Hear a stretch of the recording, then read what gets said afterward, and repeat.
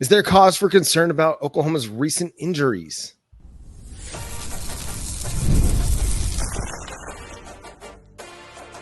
You are Locked On Sooners, your daily podcast on the Oklahoma Sooners. Part of the Locked On Podcast Network, your team every day. What's up, Sooner Nation? Welcome to Locked On Sooners, and thank you for making Locked On Sooners your first listen every single day. Shout out to all the everydayers out there. Today's episode is brought to you by Game Time. Download the Game Time app, create an account, and use code LOCKEDONCollege for $20 off your first purchase over at Game Time. He's Jay Smith. I'm John Williams. Can Oklahoma go on a win streak to finish the season? Venables will talk about Jackson Arnold possibly returning in 2025. And what do we make of the recent rash of injuries that Oklahoma is dealing with as they get ready for Maine? Jay, the cornerback group in particular is one of those areas that's been hit by just some nagging, I don't want to say any injury is small, but by some stuff that's limiting some guys. Yeah, it's the stuff that you typically see in football. You got to remember, football is a physical sport, so guys get hurt on a regular basis in this game. It's just, it's the way of the world. Just the game itself, right? Right, exactly. It's as old as the game itself. So you get used to guys getting, a little dinged up or whatnot. They're still able to play. They're playing through it because they can. They're more of a, they're more stingy and hurt, but more so not really injured and being down completely. So, yeah, you got three guys. You got with Vickers. You have Des Malone's been dealing with some stuff, but he's able to play through it. Jacoby Johnson played a little bit against Ole Miss and then tightened his hamstring while he was out there. So you're dealing with some of the guys that you want to be on the field, but they're dealing with some things, and hopefully they can get over it. As of now, it doesn't look like it's anything that's long-term, not like on the offensive line, which unfortunately we'll talk about that in a minute anyway. But with them, it's just a lot of nagging stuff that can limit some things that we got to do a better job of making sure these guys go through the recovery process and prepare for, Maine and then going into Missouri. Yeah, so this week, good opportunity to see more Eli Bowen. He started last week for you against Ole Miss, led you in cornerback snaps. So the true freshman has already basically asserted himself as Oklahoma's best cornerback, or at least the most reliable. Also, we learned from Brent Venables' weekly press conference that Gentry Williams is now out for the season. It was kind of one of those little subtle things he dropped in there as he was talking about the cornerback group. Not like this big proclamation, but he said he was going to be out. So a huge loss. I don't think anybody expected Gentry to be back at any point this year. And his absence has been a big issue for Oklahoma Sooners defense this year because he is a playmaker on the outside. Yeah, it hurts really bad. I mean, being a Tulsa boy like we both are, it just hurts me that he's not going to be able to play this year because he seriously is. He's got all the measurements to be an NFL corner, and with the speed that he has, that's literally all everybody talks about is that he has a great opportunity to be a day 2 draft pick. The biggest thing now is just he can't stay healthy, and it's that shoulder. I believe it's the same shoulder he had surgery on. That wasn't really confirmed. He just said shoulder, so the assumption is that's the one. We'll get something probably more definitive later, but it looks like he's probably going to have surgery again. He heard it. He had surgery. He heard it in fall camp, was able to work through it, played the first 2 games. And I still remember the play that he went after the defender. He fell and I saw him fall down on his shoulder. I was like, uh-oh, I think he's done. And ever since then, we have not seen him. If we can get him healthy and back next season, yeah, that would be a godsend because he's one of those talents that's just that good. You want him, you want Kendall Dobie, both of them on the field, and it makes your defense completely different. It makes your defense one that teams have to actually really scheme heavy on. And I anticipate that, we get him back next year, him and Kendall, and then you got your younger corners out there. You'll probably see more Jacoby, you'll see some Eli, and you'll have a really good stout rotation of guys that going to make a difference this coming, next season. Yeah, at some point, just you got to be available and you got to be able to stay on the field. And that's really what it comes down to for Gentry because the talent's there. Just think back to the Texas game in the 2023 season. Kendall Dobie, Gentry Williams make big plays in that game to help you create turnovers and have a chance to win it. Not having them for much of the season is definitely going to make an impact. On the offensive line, it's basically been determined that Jacob Sexton won't be available for this game against Maine, and Brent Venables indicated he's not sure when Jacob Sexton could return. Who knows at this point? Now you want guys, when you're 4-4, yeah, you want them to play, you want to have them available to you, but you also want to make sure that they're 100% healthy, so you're not risking longer term injuries at that point.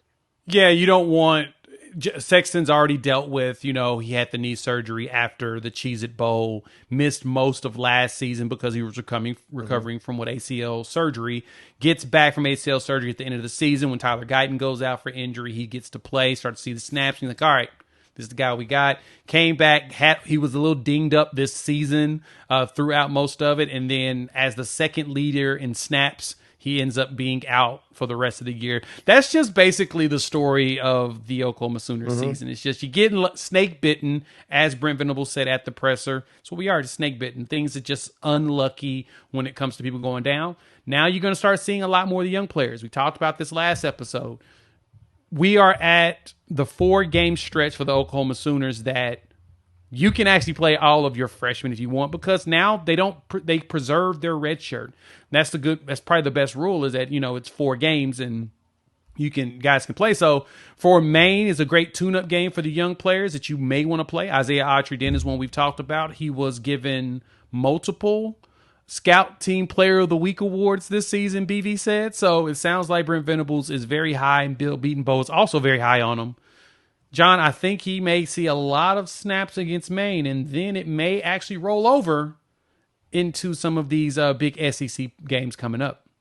Yeah, it wouldn't surprise me to see them continue to try Logan Howland, see if he can have a bounce back performance out there at left tackle. But I fully anticipate them using Isaiah Autry-Dent at left tackle as well and giving him a lot of playing time, if not giving him the start altogether, but trying to figure out what's going to be your best option for yourself as you get ready to go to Missouri. I feel like this next 4 weeks or so is a great opportunity to get your young guys acclimated to the offense, acclimated to playing offensive line at the collegiate level, because you've got Maine coming to town, and then you go to Missouri, not necessarily a difficult place to play, some place that's considered this really, really loud, obnoxious environment that's hard to hear the signals, because when you're the left tackle, you're furthest away from the center and the quarterback and not able to hear the communication as clearly.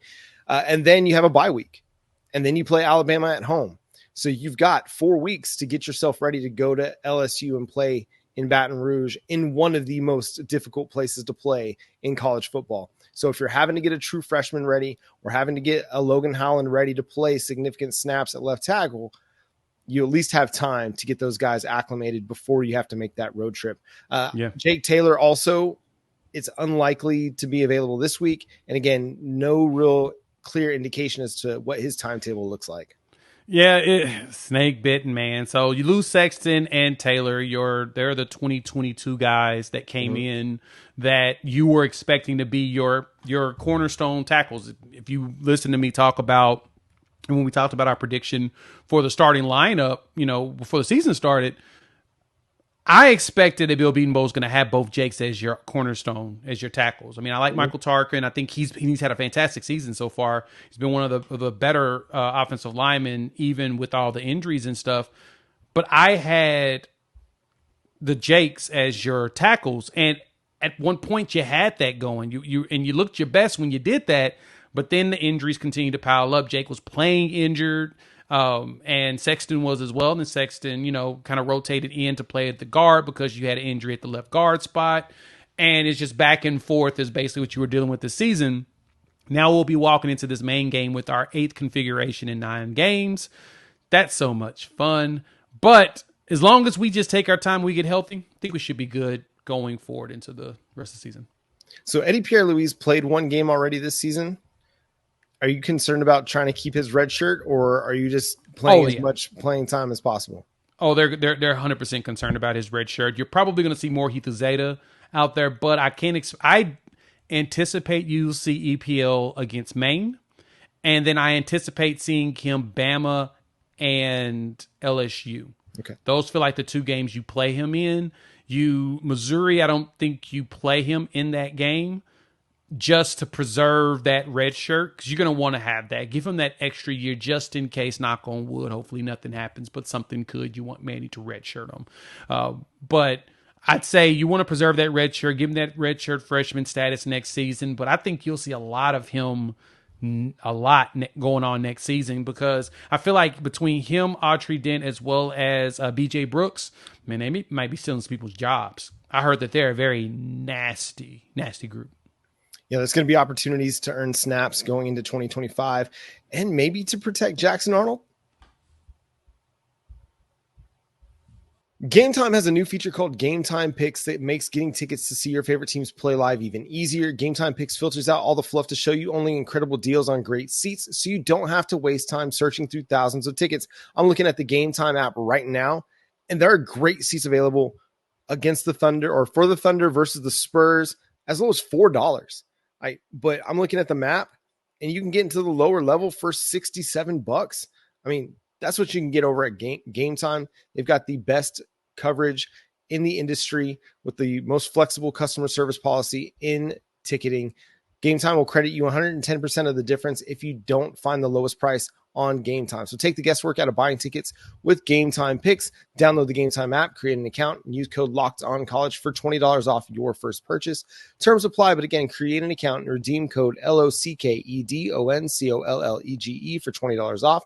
Download Game Time today. What time is it? Game time. So we discussed on our show yesterday that there's some discussion about Jackson Arnold coming back for 2025. I know that there's been it's been a roller coaster ride at quarterback this season, and it's created some uncertainty for what the future holds. Well, Brent Venables, count him as somebody that fully anticipates and expects Jackson Arnold will be back with the Sooners next year.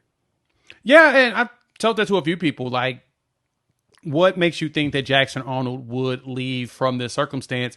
To me, I think the best way to play this out is for Brent Venables and whomever the new offensive coordinator is, they have an actual quarterback competition in the spring. And whomever wins that, based upon their performances, whoever wins it, that's your quarterback going into next season. The other one, red shirts. Because if you really think about it, Michael Hawkins initially coming in here, the plan was for him to redshirt this season and play behind Jackson Arnold while Jackson Arnold plays for the next 2 years, potentially 3 years. Then Michael Hawkins would take over and he'd be the quarterback for about 2 years. Then you'd go into the next quarterback down the line based upon whoever's here.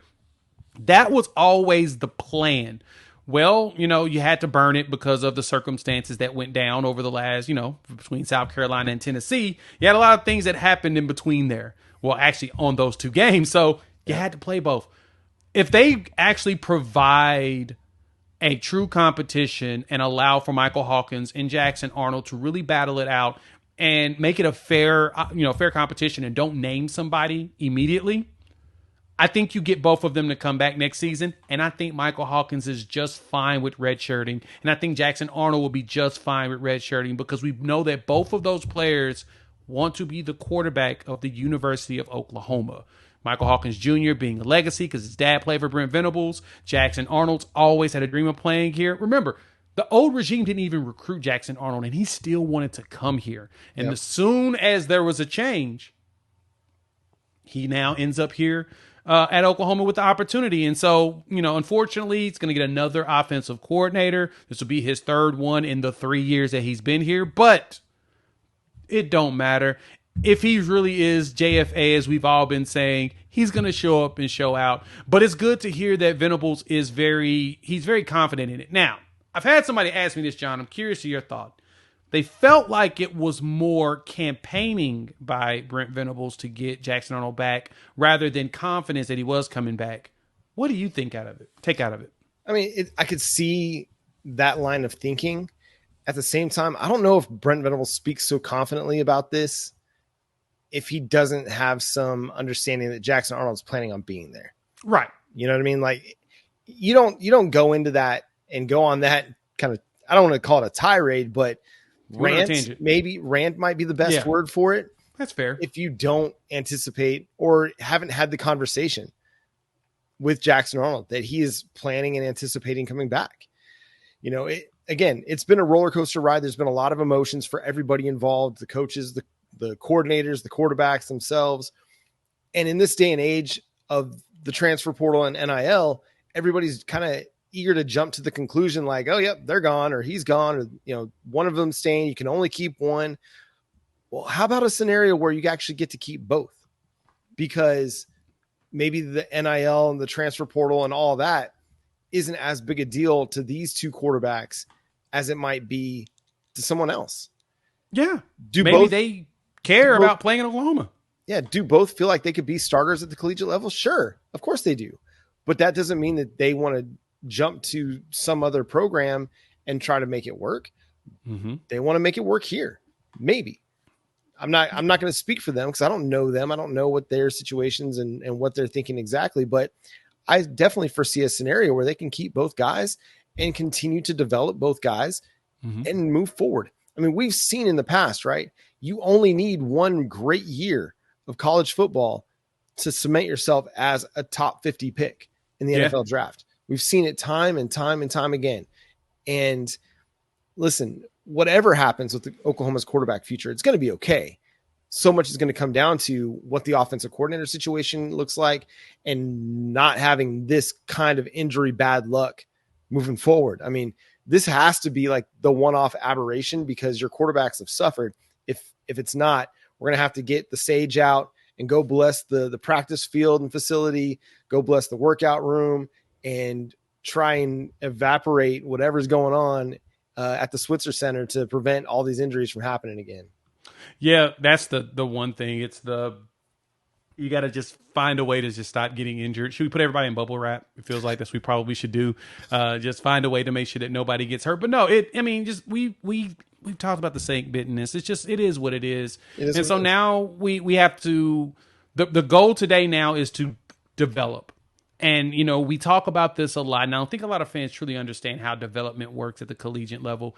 Development isn't that you're going to learn how to do everything within the first 3 to 5 games. Some players are that naturally talented and they can. Majority of them takes a year or two for them to really get it down and be actually developed. Mm-hmm. That's what Bill Beatonbow's been really good at. He gets guys in and he develops them over a 2-year span. And some of these guys haven't got a chance to have their 2 years of actual development. So, Tyler Guyton is one of the exceptions to the rule. He came in 1 year. He didn't play much. He plays his second year. He goes in the first round. You get that. Anton Harrison was in a similar situation. Walter Rouse transfers here and he becomes a draft pick. Before he wasn't going to get drafted, he comes here, he ends up getting drafted. You see that quite often. And so, what we're trying to do here is we were trying to do the actual development, but then you had to throw a lot of these young players out there in the fire because injuries. Exactly. Injuries, and all the older players that were supposed to have been there for development decided to leave because they probably should have left when we first got here, but I digress. I like the fact that Jackson Arnold that Brent Venables is assuming that Jackson Arnold wants to come back and that he feels like it's a done deal. That's a plus to me. We need that. We need to have him back here. We need him and Michael Hawkins playing together. We need it to be a real competition so somebody's pushing somebody. That way, when we go into next season, we'll feel comfortable. Because, we still got Brendan Zurbrugg. I'm not going to rule him out. He was very talented in Ohio high school. He was balling out. We're just now going to have to, see what it looks like. You talk about development, and the guy that really comes to mind is Garrett Nussmeier. He never threw more than 100 passes in a season until this year. And he's looking like one of the better quarterbacks in the SEC. Those 3 interceptions this past week against Texas A&M, removed. He's been one of the better quarterbacks in SEC play. You look at a guy like Carson Beck over at Georgia. He sat behind Stetson Bennett for years, right? And got an opportunity to develop. And over the last couple of years has looked like one of the better quarterbacks in the SEC, but he sat first, right? For several years. Jackson Arnold had 1 year to sit behind Dylan Gabriel and had an opportunity to learn. He's only 5 starts, 6 games into his collegiate career right now. So who he is as a quarterback, the story is not completely written. Same with Michael Hawkins. The story is not at all completely written for Michael Hawkins as a quarterback, and they've got an opportunity to have still very successful careers at the University of Oklahoma. We just have to be patient. So much of it is not necessarily what the quarterbacks have done and not done. A lot of it is, and I'll plead guilty to this, putting these high expectations on players before they have an opportunity to go out and prove themselves worthy of those expectations. And again, I plead guilty to that. I'll take accountability for, maybe getting a little bit overhyped and overexcited about the talent. And I still believe the talent is there, but it takes time to develop that and have a feel for what it looks like to play at the collegiate level. Not everybody's going to hit the ground running all the time. And especially in Oklahoma's situation where you have an offensive line that's not great and been dinged up, and you have a wide receiver room that is really, really dinged up and very inexperienced. It's going to lead to some of these issues that we're seeing with Oklahoma's offense. But hey, we've seen some positive signs, and enough positive signs for me to feel really comfortable about going into next year with Hawkins and with Arnold. If you want to have them in a quarterback competition, great. If you feel like over the next 4 games, that you see enough from Jackson Arnold, I say 4 plus maybe hopefully a bowl game, you see enough out of the Jackson Arnold that you can feel comfortable with him as your starter going into next year, I'm cool with that too. It's just making sure you have an answer to the question, who's going to be my quarterback in 2025? Yeah, you got to have an answer, and that's going to be the most critical thing.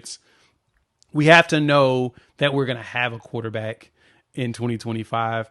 I mean, even if you go to the third, Brendan Zurbrugg, and you do that, you're going to have to portal somebody in because you need some veteran presence. But if you can keep Hawkins and Jackson Arnold, you start the next year a lot better. Brent Venables had a lot more to say in his press conference. He went a long time on Wednesday with the media. A couple things really stood out. We're going to discuss those coming up next here on Locked On Sooners.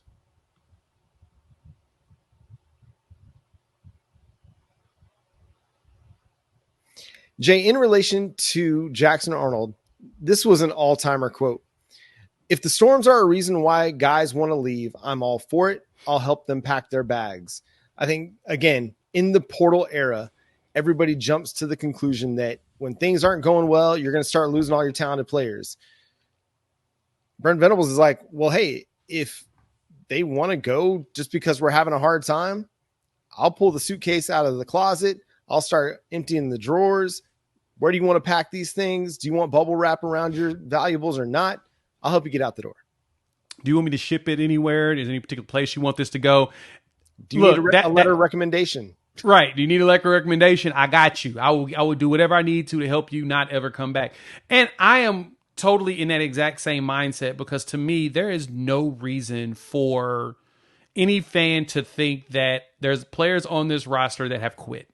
Like, I don't get that idea, that thought, and understand why. I mean, I've seen a lot of people say that. They've asked, all the players have quit. And it's like, who quit? Tell me, who are they? I love to know, because to me, as Brent Venables said that, I'm like, yes, we know that the type of person you are and the type of person you've been with these players is that if you decide that you don't want to be here, you can go and we'll help you out. But you're not going to be practicing with the team. You're not going to be around the team. You're not going to be participating in stuff with the team, because that's not how this staff has ever worked. They're not about having guys here that don't want to be here. So to me, and he said that too, NIL is fine. We also want guys that want to wear the crimson and cream. That's what's most important. So we're going to pay dudes, but we only pay the dudes that actually want to be here, not the ones that's only chasing a check. They want guys that want to be here and that embody the school. And that's the funny thing is, isn't that what fans want? Yeah. But then they get mad when you do it. It's like, what do you want? John, I don't get it. Like, which one do they want? Do they actually want what they're asking for or not? Because when he's giving you what you're asking for, you're getting mad about it. Yeah, we want everything. We want it all. We want all the success. We don't want the hardship. Yep. It's unfamiliar territory for Oklahoma fans. We've not been in a situation where we've missed a bowl game since 1998. I mean, we're 4-4. We still have a chance to go to a bowl game, but to have losing seasons, that's not in many Oklahoma fans' worldview. Unless you are older than I am, you weren't an adult the last time Oklahoma experienced consecutive losing seasons or 2 losing seasons in 3 years, lost 4 straight games or 3 straight games. It just doesn't happen at Oklahoma very often. And so we kind of have this, we've been spoiled. I mean, that's just the way it comes. That's really what it comes down to. I mean, we're just the simplest way to say it. And that's not a bad thing. That's not to say that we're like spoiled little brats. So that's not what I'm saying at all. What I'm saying is we've experienced a lot of success over the last 25 years that it's easy to kind of get off your rocker a little bit when things aren't going right. But what I think we can see here is that Brent Venables believes the locker room is still very much intact, that the guys are still bought into the process. They're still committed to the program. They're still committed to the work. And I think that shows up on Saturdays. You don't see a lack of effort. A lack of effort is not the issue. Talent might be the issue. Experience might be the issue. But these dudes are battling. And if anything, that's what you can hang your hat on for 2024 is you're finding out who are the dudes that we can ride with. Who are the guys that we're going to be able to go to battle with every Saturday because they fought with us. They experienced the ups, the downs, the highs, the very low lows of the 2024 season. And we're going to battle back even better. Right. They actually want to play, and they want to play here. And that's what you're looking for. You're looking for guys that care. Yep. And we're seeing that now. They're still out there playing hard every single week. They're not quitting. They're not quitters like fans are. And, I don't mind the fans going ahead and leaving and quitting. That actually makes me feel good. I'm actually happy when fans decide to leave because that tells me that's who's a real fan and who's not. You always got to find that silver lining. But Brent Venables tried to find some silver lining too, John. He talked about the goal now is this weekend is to try to start a winning streak. You think we got a chance? Because I think we can get at least 2. I think we can win 3 out of 4. We'll see. I think we can win 2. I think they can win the next 2. Listen, Missouri has talent. I'm not going to sit here and sugarcoat it and be like they're a terrible team. But against the 2 teams that have a pulse in the SEC, they've gotten outscored 75-10 against Texas A&M and Alabama. Now, 2 pretty good teams, 2 teams that are going to be playoff contenders, but Missouri basically was a no-show. I mean, I think Oklahoma can beat them. I really do. And I think Oklahoma will beat Maine. Spoiler alert for our prediction show. But, yeah, I think they can beat Missouri too. Now, which Alabama team do we see here in a month? That's going to be a great question because is this the Alabama team that kind of no-showed against Vandy? Or is this the Alabama team that went on that welcomed Mizzou into Columbia? Is this the Alabama team that beat Georgia? Or is this the Alabama team that struggled against Tennessee? Who are we going to see? And then going on the road against LSU to Baton Rouge, man, that's just going to be a tough game, man. I have no expectations for what that game could be. It could be Oklahoma just pulls it all together and finds a way to fight and battle for the whole game, or it all falls apart and you end the season on a low note. I don't know. Yeah, that's what we wanted to. But I would like for us to go out there and and actually fight. Now, I'll say this. If we have continuity on the line, and we get a couple of wide receivers back, I think we can put together a competent run similar to what we did against Ole Miss in the first half. Yeah. Actually be able to win. Like I said, we could sneak a win out of those, sneak 3 out of the last 4. I don't know if we can win all 4 and finish 8-4. That would be awesome. That would be a great way to start the year, but I'm not going to predict that. But I will say, like you said, Missouri's, if they lock, because Cook, I mean, all everybody was saying, they think his hand is broken. If his hand's broken, he's done, and we saw what Drew Pine does. And I don't know if they have another quarterback that's in the background that can play. They also don't have their running back right now. We'll find out on the next injury report what that looks like. But yeah, there's a potential set of struggles there if you're out your starting running back and you're out your starting quarterback, and you got to just figure it out from there because. You mentioned it. You mentioned yesterday that Missouri fans they feel like they're wasting Luther Burden, and probably did. Yeah, it's going to be interesting here in a couple of weeks when we get to go face Missouri because that's a fan base that's been real high and mighty over the last 10 months as Oklahoma's made their journey into the SEC.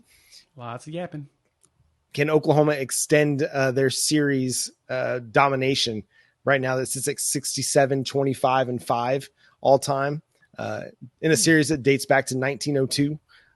So, yeah, it'll be fascinating there. But no, man, anything's possible, dude. If you get Deion Burks back and you add him to the offense, why not, dude? Why can't Oklahoma go pull off an upset of Alabama? Again, Alabama has not looked unbeatable. And again, Oklahoma would have to play their best game of the season to do it. But this season has been so crazy, it just might happen. This has been the wildest season and we'll accept anything else wild that can happen, especially Alabama coming through on the road and potentially losing. We'll take it. Yeah, but you know what? Like, and I don't want to do the whole moral victories things, but if you just give me 2 wins these next 2 weeks, everything else is gravy. Everything else is the cherry on the Sunday. Just get me to a bowl game. Get all those young offensive linemen extra practice snaps. Get Jackson Arnold extra practice reps. Just give me all the extra practice as we get ready for 2025, because you're just building for that right now. And that's okay. True.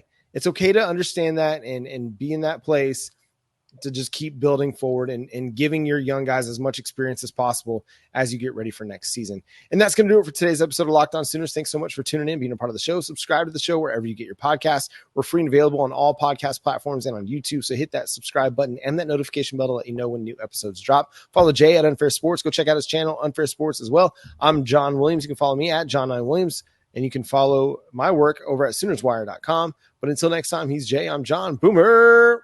Sooner.